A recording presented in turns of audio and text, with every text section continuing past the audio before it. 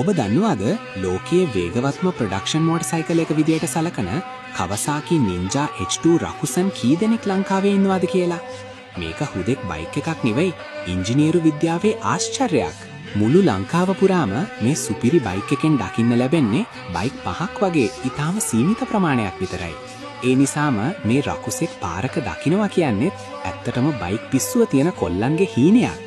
මේ බයික් එකේ හදවත වෙන්නේ 998cc inline 4 එන්ජිමයි. හැබැයි විශේෂත්වය තමයි මෙයටම ආවේනික වුණු centrifugal supercharger පද්ධතිය.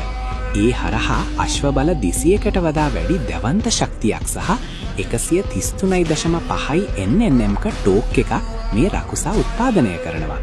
ඇරෝඩයිනමික්ස් ගැන කතා කරොත් මේක නිර්මාණය කරලා තියෙන්නේ ගුවන් යානයක තාක්ෂණයට සමානවයි.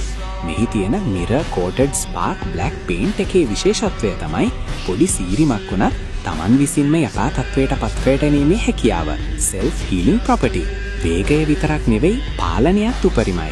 Brembo Stylema brake පද්ධතිය, all-in rear suspension සහ quick shifter වනි අතිනවීන උපාංග නිසා ඕනෑම වංගුවකදී වුණත් ඉතාමත් ඉහළ විශ්වාසයකින් මේ බයික් එක හසුරවන්න පුළුවන්.